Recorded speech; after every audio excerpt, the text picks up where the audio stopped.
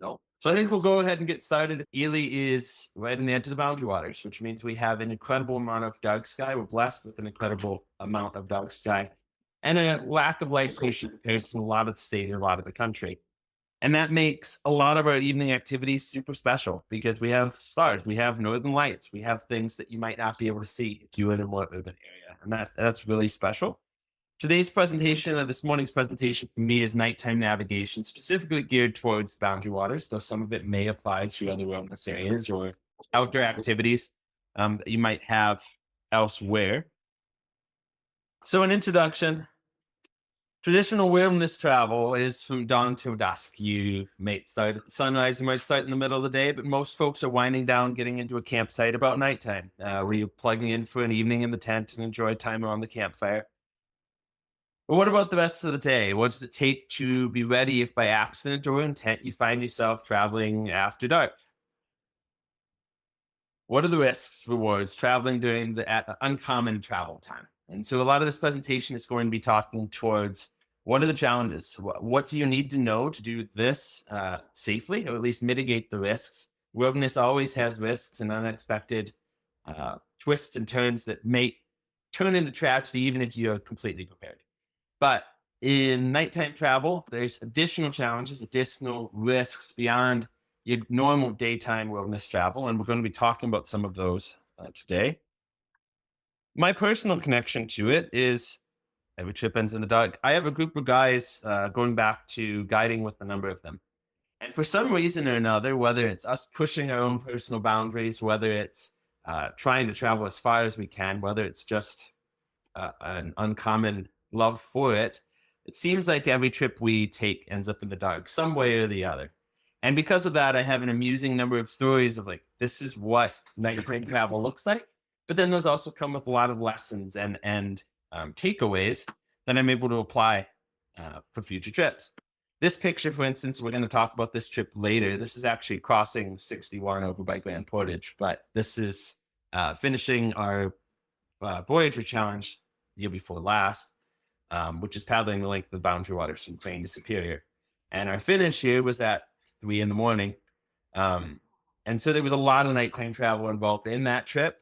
We're going to be talking about it a little more at the back end of the presentation.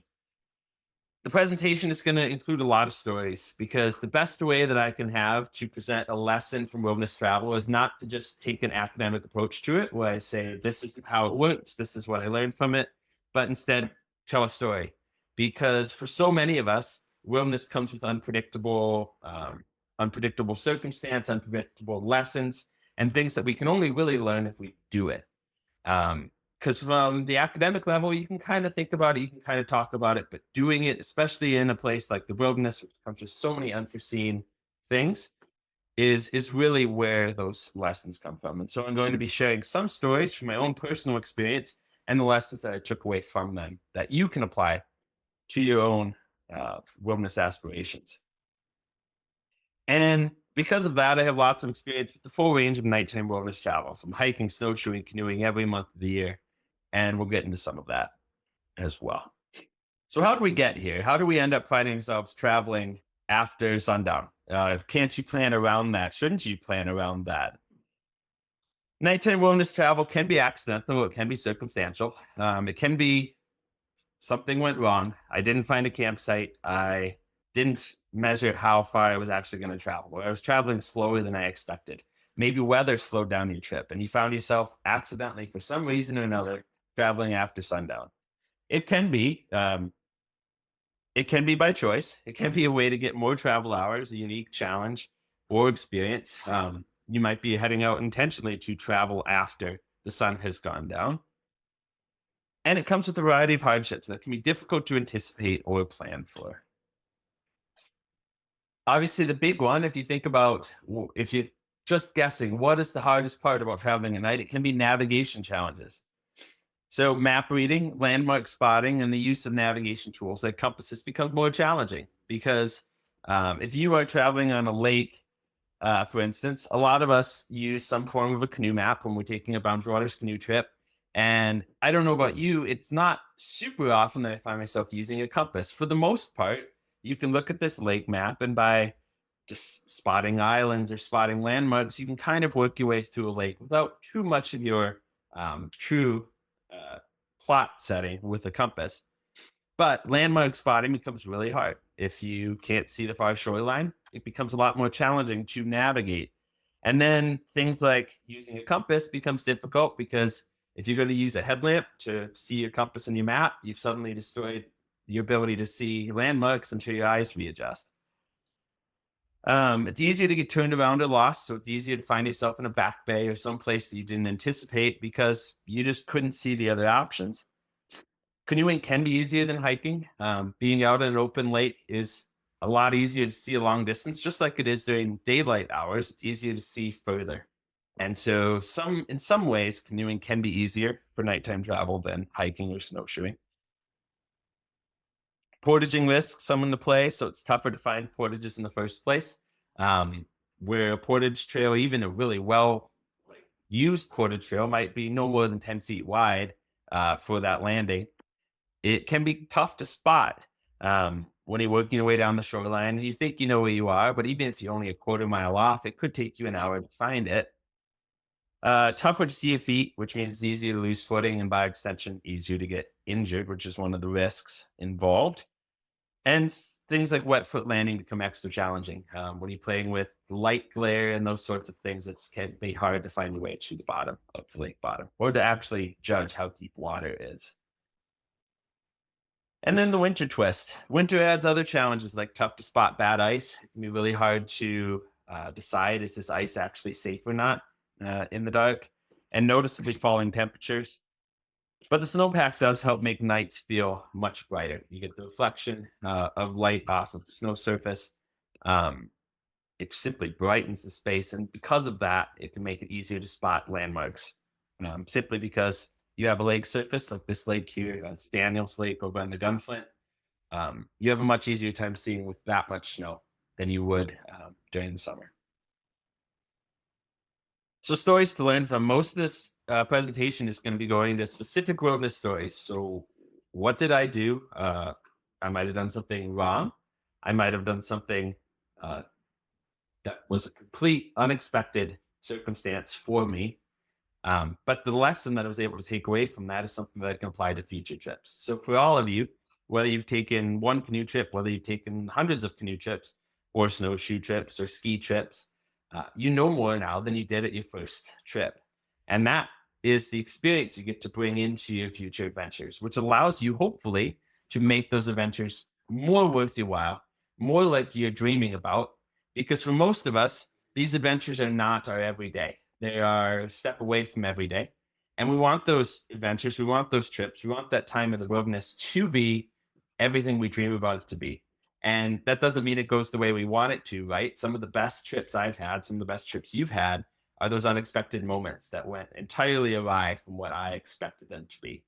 But the lessons I learned from previous trips allow me to shape those dreams and shape those goals um, and anticipate a little bit of what's coming, hopefully have the best experiences possible. And that's ultimately the end goal of this presentation is what lessons do I have? How do I make those apply to future trips so that I can have the best wilderness experience possible and ultimately stay safe while doing it?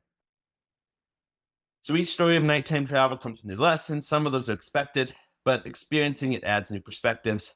Some are completely unexpected and surprising.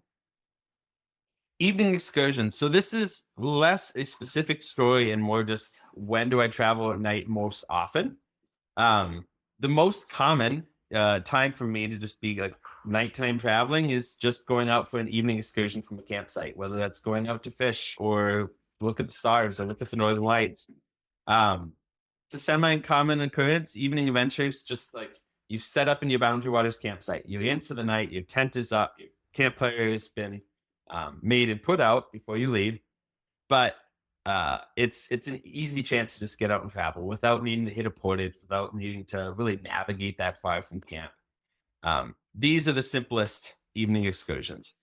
And the lesson is that evenings in canoe country are truly magical. I don't know how many of you have done this, but for me, there's few things more special than sitting out in a drifting canoe with a full starlit sky And that is a truly magical part of the canoe country experience, and one that a lot of people don't necessarily get, because you have to get beyond the boundary of mosquito hour, or the boundary of I traveled for 7, 8 hours today and I'm tired. I just want to go to bed. But for those willing to push past that, evenings in canoe country are truly magical. Um, this was just a day hike to Ella Hall. So Ella Hall, for those that have been there, is just off the 4 Mile Portage, the old 4 Mile Portage from Fall into Basswood. And I and a couple former guide friends went out for just a day hike that turned into an evening hike, because winters are short. The days are short in the winter, where you have in the summer you could travel for about 13 hours pretty easily and have daylight for most of that. In the winter, you just don't have that much daylight to work with. And we went out and we took this nice hike through Ella Hall. And on our way back, as so many of you know, you hit wintertime and the ice is, at least early in the wintertime, the ice is adjusting and you get the booming and the popping as the ice adjusts itself. And for us, we got about halfway down Ella Hall and we were in the middle. And I swear, the loudest ice adjustment that I had ever heard, and right through the middle of our feet, and whole ground shakes. And after dark, it's an especially a disturbing experience, at least to some level. But what it taught me was, as your eyes are diminishing, as the amount that you're able to see diminishes, the importance of those other senses. You hear more, you feel more, um, as you're not quite able to see that far shoreline. And that made that experience more potent for us too, because we couldn't see those things happen, but we could feel that boom and the unsettling nature of it. Long trek home. So this was I met up with a friend for hiking the Powwow Trail in a weekend. And so Powwow is 31 miles long. It's a pretty good hike, especially before volunteer crews have really gotten it reopened. They've done an amazing job of getting it reopened post Pagami Creek. But at this time when we went to hike, there were still about 440 trees down on the trail. Um, as you know, October in canoe country can be pretty unpredictable. It can be summer, it can be dead of winter. This particular year, we had a few inches of snowfall, and it was the last day of October. So it was like October 31st. Um, and the power is slow going. There's even in the best of conditions. So it took us a long time. And we were trying to get it done with one night, somewhere around Lake 3. Um, the lesson from this whole story is that nighttime miles feel longer than daytime miles. As for, in our case, we were hiking the powwow clockwise, and the sun set somewhere before Rock of Ages. So Rock of Ages is the last major lake before you get into Horseshoe and Lake 3.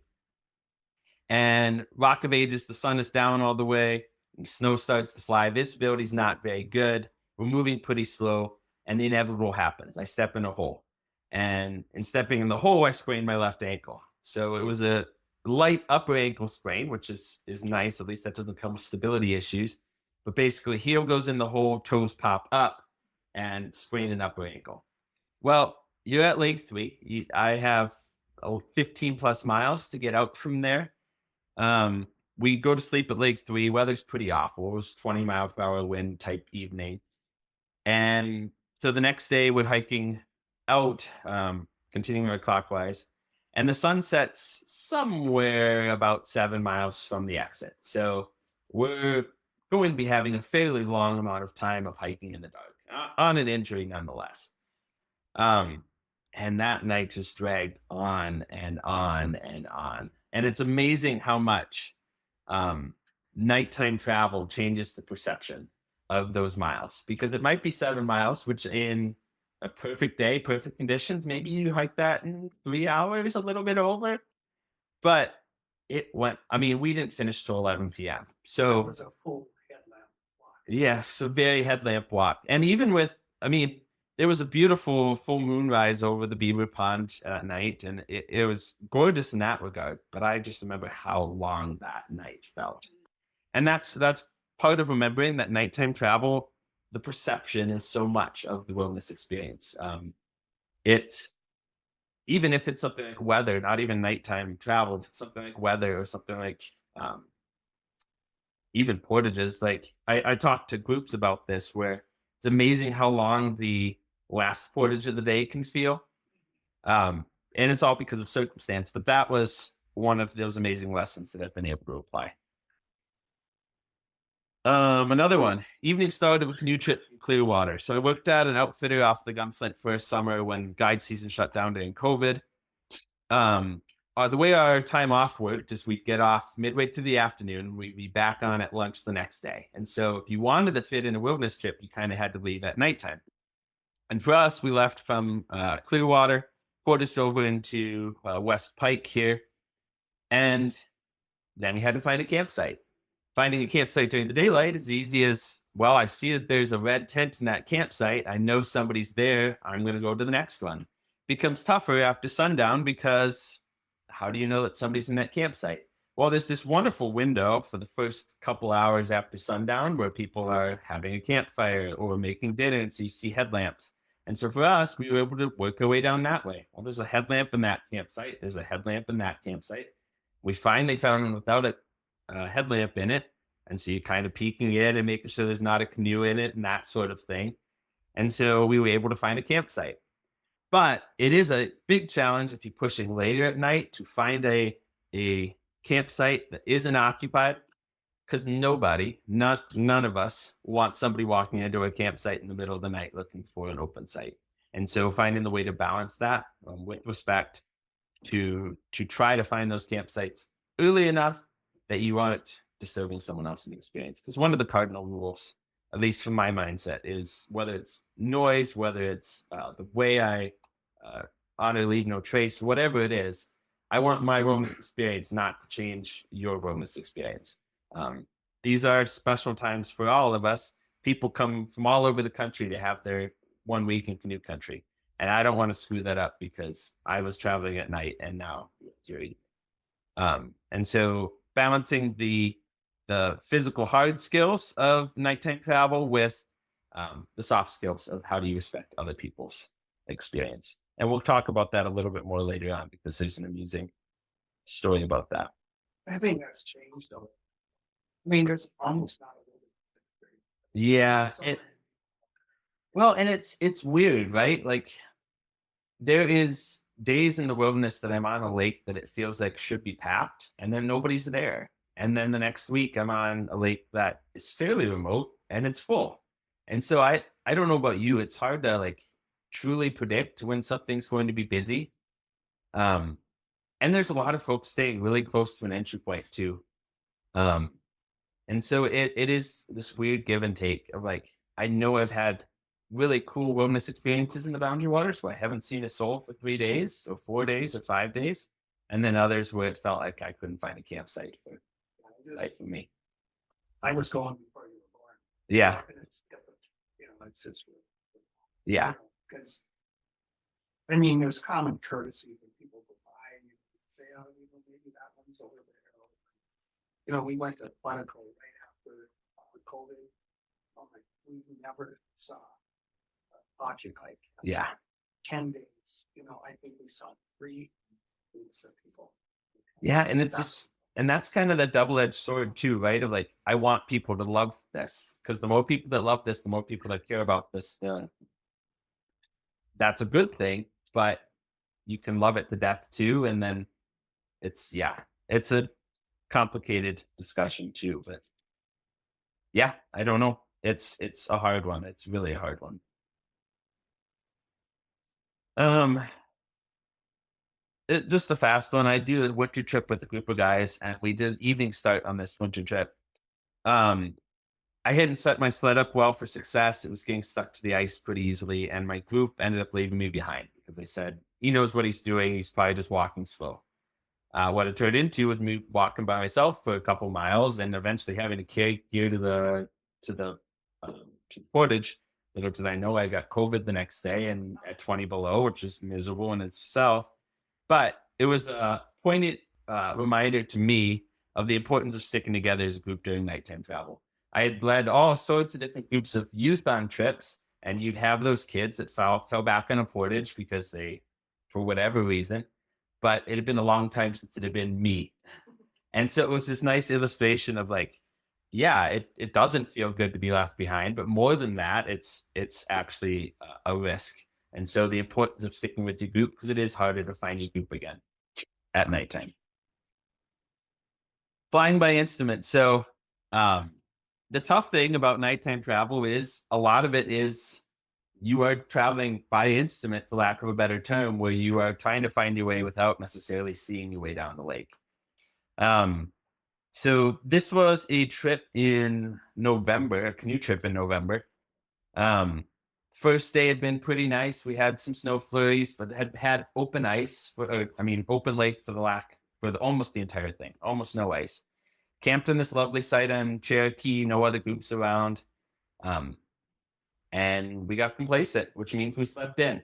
And the next morning we go to exit and we go out Cherokee Creek and it's frozen the whole way down. Okay, so we're going to need to change our route. So our route change was to go down the Temperances to exit via Weird Lake. And because our trip was for those that know the area, from Homer Lake to Baker Lake.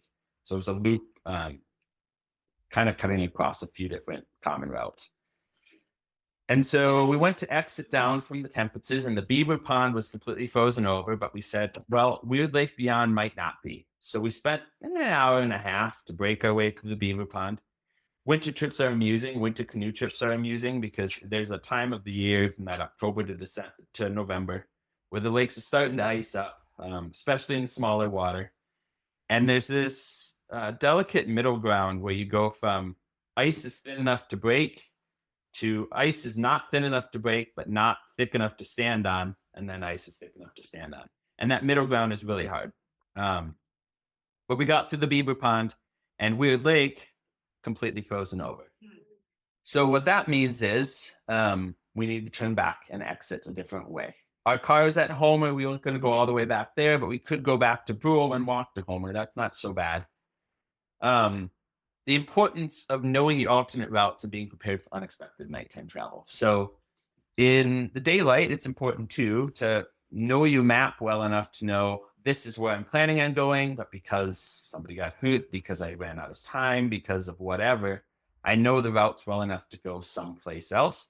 Nighttime accentuates that because you have to have your backup plan of where else am I going to go if something doesn't go the way I plan it to. In our case, it meant backing up to the Temperances and going out via Brule. Sunset was somewhere in the Temperances, so we went to portage across into Brule. Scared up a moose in the darkness, like right off the portage, which was cool. But the whole paddle down Brule was one of the more disoriented paddles I've ever had because we had a whiteout blizzard conditions after dark for that paddle. And that's scary and that's a high risk spot because if you tip the canoe there, you're in trouble. What I would say from a risk management perspective, probably smarter to find a campsite at that point, then paddle it out. We paddled it out, and what we knew was that we were going to be entirely compass and map based because with the complete snow out, you're not going to see those landmarks anyway. And then it comes back to like navigating 101, where you're going to just stay on that south shore and follow it to the parking lot. And that becomes how you're going to navigate that circumstance. That one has, everybody probably has levels of this, where there are trips that stick with you. This is the trip that I keep going back to for that. That's the standard of what disorienting nighttime can feel like. And that is the big lesson is the importance of knowing the alternate routes. So we didn't just suddenly get stuck because we couldn't go out the way we wanted to. At some point, we made the decision that we weren't going to keep fighting through Weird Lake here and try to keep going out that way. We had to try something else. And then being able to flip that over to try that alternate plan and do it safely. November was like first week in November, which same as October can be this full range from like open water to dead of winter. It's right on that boundary where there's not a lot of folks out in a canoe. I may not recommend it to the average group, but it is a really cool time of the year where canoe country's changing a lot from its busy season to its quiet season. And there's cool and cold. Yeah, cold, and yeah, absolutely. Another quick story. So an overnight Dorothy's. obviously I was not alive when Dorothy passed, but her island on Isle of the Pines on Ninth Lake is still there. It's a cool spot. And I had gotten together with a friend and said, wouldn't it be neat to do like a 24 hour, 12-hour paddle of let's leave at 5 o'clock at night, come back at 5 in the morning, do a to Dorothy's Island on Isle of the Pines and back in a single push. So that's what we did. We entered at Snowbank at 5 at night, did a loop through Ensign up to Isle of the Pines, came back the same or a slightly different route to come back. We finished at about 5:30 the next morning. In that time, we reached Isle of the Pines about 11 p.m. and we were able to have a snack and just sit on Isle of the Pines and enjoy the evening. But a couple of storms were rolling in. You could see the flashes of lightning off in the distance and that sort of thing. And with that, big wind came up at about 3, and we had some pretty good chop on Snowbank coming back. Both of those things in daylight, you could see a storm coming. You might pull yourself off the lake. Big chop, you can guess, is this within my skill set? Could I paddle this wave safely? Both of those things become different obstacles after dark. So the way that you can judge a circumstance or judge, is this weather within my skill set, changes after dark because you might not have the visibility necessarily to assess a situation the same way you would in the daylight. Um, Amusingly, we were in 17-foot beaver canoes. So beavers were made for a very short period of time. They're unique aluminum canoe. And we were paddling on Ensign. There's a spot on Ensign where you go around the corner. There's a flat rock under the surface, not but a foot under the surface. And I knew about it. I hit it in the daylight, but nailed it at like 1 in the morning. And this aluminum canoe, the aluminum hitting rock just shakes you to the bone. And we were joking the next morning that there's all these groups on Ensign talking about the sound they heard out in the darkness the night before, but pretty cool trip all the same.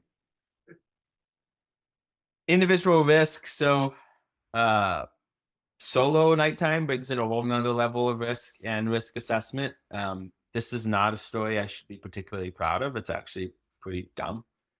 But there was a stretch of time I was living on the Gunflint for a couple of years, and I was trying to get at least one night in the Boundary Waters every month of the year. I kept it up for a couple of years, which was really cool. It's cool to see the transitions of canoe country throughout the seasons and how different it feels in April versus August versus November. But in this particular instance, work had pushed me beyond actually quite having the free time I wanted to find my November night. And before I knew it, it was end of November. So I knew if I was going to get my November night, I was going to have to head out on a work night, make it out, come back before work the next morning. And so in this case, I was heading out. Ice wasn't quite where I wanted it to be yet, but went to Trap Lake just off of South and ended up being fine. But my walk in felt really sketchy. You're kind of touring right along the lake edge. Like I want to walk the lake ice, but I don't know if I can trust it yet because I can't see it well enough. Turned out it was fine. The next morning I walked straight across the middle, but at nighttime walking in, it's much tougher to be like, can I actually trust this? Is this just terrible ice underneath the crust of snow? Because I was individual, it was a much higher risk, but it was an illustration to me of how difficult it is to properly assess risk in the dark. Unless you are really comfortable with the route, and even if you are, it's a different level of risk assessment after dark. So I need to get this plugged in. Okay. 2 more stories and then we're done. North Star on the left. So there was 2021 was the year that they closed Boundary Waters for fire. Different points throughout the year. Ely had it worse. Gunflint didn't have it quite so bad, but we finally had the whole total closure late in the summer that year. And I had a guide season going that year. Didn't end up canceling really any of my trips until one right at the very end. It was this like gap year college group. They ended up rescheduling for October. It's been the only October canoe trip I've ever guided, overnight canoe trip I've ever guided. And it was really cool because it was such shorter days that the group hit the end of the day, the group would be tired, the group would go to bed. and I'd have a couple hours to sit up and just enjoy stars, which was super neat. But because it was a college age group, we were going to do the classic leaders sneak out at the end. And so, if any of you have ever worked for camp or a similar program, it's usually a guide training strategy where you have your guide staff goes through training, and then the last night of the trip or something equivalent, the people that are training sneak out and leave the guides to find their own way out. It's kind of the final test before you are a guide for the season. In this case, it was us doing it with these gap age college students. Not put them in a super hard spot. We were on Seagull, so they didn't even have a portage out. But for us, it meant we have to sneak out in the middle of the night to leave them, and then they'll find themselves alone come morning. Sneak outs are hard in aluminum canoes, beyond the fact, which for the camp I was working for is all we got, which was fine. But we snuck out, and it was a time for me to just be like, oh, I'd love to try another method of navigating. I know I can find my way out safely. We have plenty of time. And so it let me test star navigating, which on Seagull means I'm going to the landing. I need to keep north on my left. So find your North Star and you figure out which way is north, and you just make sure to keep that on the left side of your canoe and you follow your way down. Obviously, trickier. You have to make sure to find your right channels, and in this case, staying to the south side of 3 Mile Island. Um, but it was an importance of acquiring and maintaining other forms of navigation for nighttime travel. So, like anything in wilderness, it's nice to have redundancy. If you're a person that uses a GPS, maybe the GPS doesn't work. If you're a person that uses a map, maybe it's hard to utilize for nighttime travel because you're trying to balance your keeping your night vision with reading a map well. And so having that other tool, being able to use something like the stars is super neat and a unique experience to nighttime travel, um, specifically.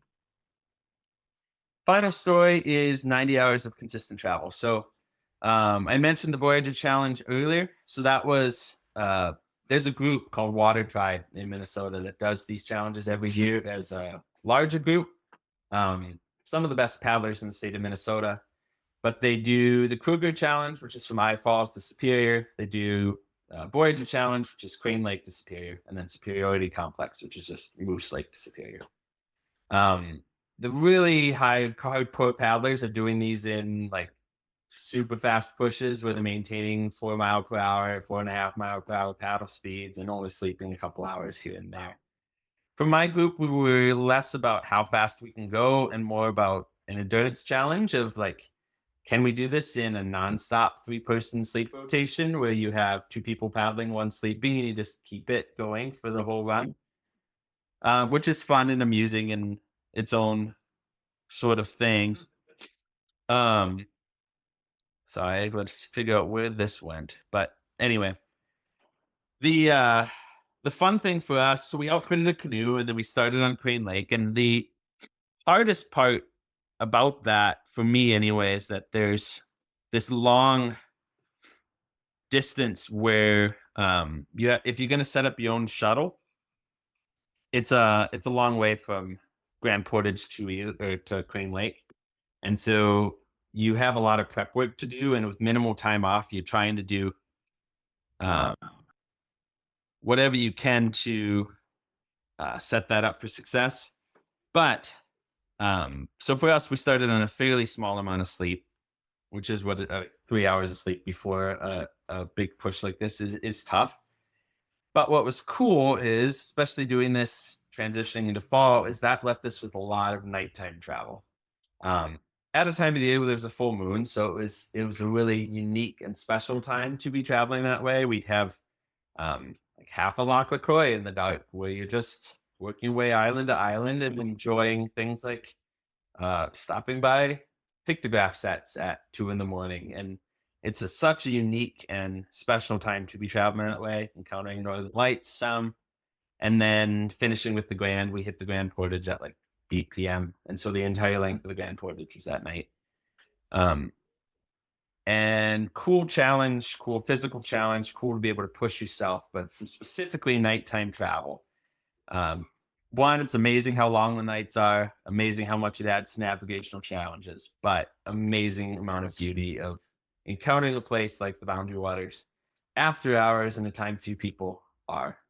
Um, and having this unique and special experience coupled on to the challenges and coupled on to the lessons you're learning as an individual, but the amazing beauty to encounter too, um, made it all really, really special. So that's all I have story wise. Does anybody have any questions? Where would we, like, how did you learn about star navigation? Like, so where would we learn more about? Yeah. So, I mean, that is a deep topic where you can be at different levels. Like mine is very like entry level of I've taught kids stars from state level curriculums, but haven't really dove into it from a this is something I'm obsessed with level. Elizabeth, who's going to talk later, is someone that's really gotten into it at the scientific, I am obsessed with this topic level. So you can definitely go at different levels with it. Um, there is so many resources out there, though, from internet resources to library resources to specific places like meteorological societies. There's Facebook groups of people completely devoted to these individual topics, and so it's an amazing time from level of resources that are out there, and that makes it pretty cool.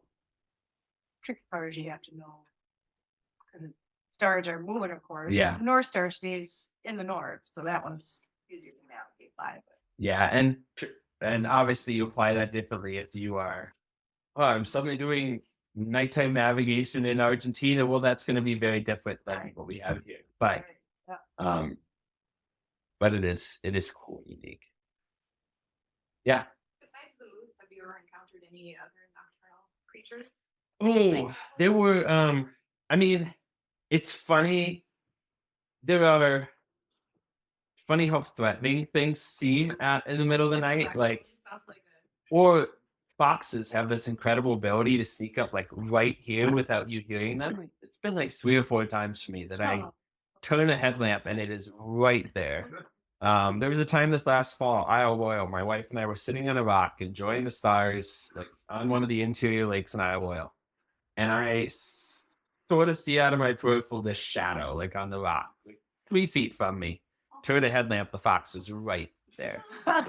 There's another time hiking Caribou Rock Trail off the Gunflight that we ran into a screech owl in the dark that's just sitting in a tree. So you're walking down and right here.